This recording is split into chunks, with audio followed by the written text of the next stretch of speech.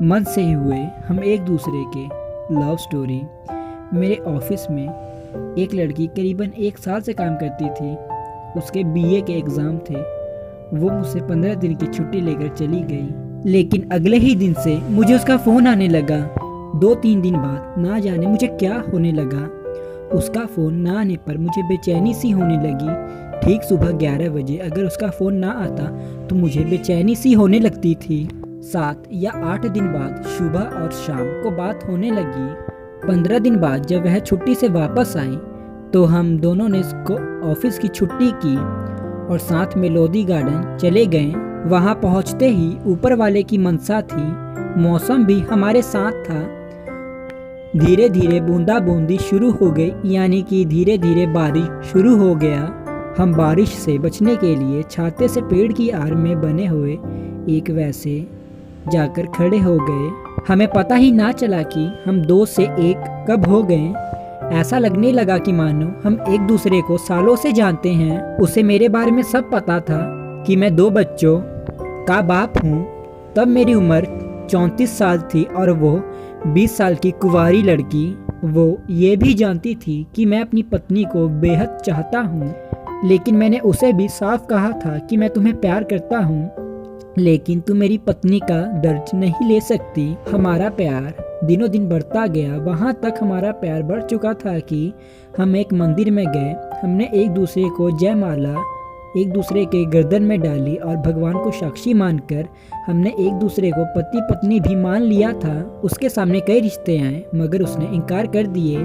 मैंने उसके सामने शादी का प्रस्ताव रखा। उसने साफ कह दिया, मैं दीदी यानी आपकी पत्नी की और आपके बच्चों की ज़िंदगी खराब नहीं कर सकती। अब हमारा प्यार 5 साल का हो गया था। उसका उम्र अब 25 साल की थी। वो उसके सामने जितने भी रिश्ते आए उसने ठुकरा दिए थे सभी को, और घर में साफ कह दिया कि मुझे शादी नहीं करनी। एक दिन मैं उसे पुराना किला घुमाने ले गया और उसे साफ कह दिया, या तो अगर तुम्हारे पास कोई रिश्ता आता है तो तुम रिश्ता कर लो, नहीं तो प्लीज़ तुम मुझसे शादी कर लो। अगर तुम मेरी बात नहीं मानोगी तो मैं जीवन भर तुम्हारा मुंह नहीं देखूंगा। आखिरकार 4 घंटे समझाने के बाद वो तैयार हो गई और घर वालों के मर्जी से उसने शादी कर ली। उसकी शादी में मैं उसके गाँव गया था। आज उसके शादी को पूरे 7 साल हो गए हैं और उसकी 2 प्यारी प्यारी बेटियां भी हैं। आज उसके मायके, ससुराल और हमारे परिवार के बीच में बहुत ही अच्छे रिश्ते बन गए हैं। जबकि आज हम दोनों एक अलग अलग स्टेट में हैं, तब भी हम दोनों एक दूसरे से बहुत प्यार करते हैं और हम दोनों एक दूसरे के पारिवारिक समस्याओं को सुलझा कर भी मदद करते हैं एक दूसरे की। सच मानो दोस्तों तो आज भी मेरा प्यार जिंदा है और हमेशा जिंदा रहेगा। आज हम दोनों अपने प्यार के रिश्ते को निभाते हैं। रिश्तों को निभाने में या समाज को सही दिशा दिखाने में मैं तो ये कहूँगा कि प्यार को हासिल करना ही प्यार नहीं है, बल्कि प्यार तो वो है जिसमें कि त्याग बलिदान हो।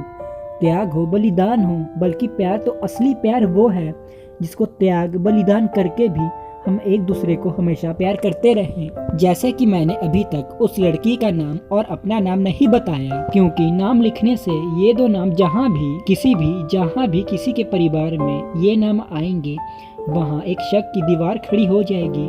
और मैं ये नहीं चाहता कि किसी हमारे कारण किसी के परिवार में शक खड़ी हो, बल्कि मैं तो ये चाहता हूँ हमारे से प्यार आगे बढ़े, बल्कि प्यार कमे ना। इसलिए मैं अपना या उस लड़की का नाम आपको नहीं बताऊंगा, क्योंकि प्यार कम करना हमारा मकसद नहीं है।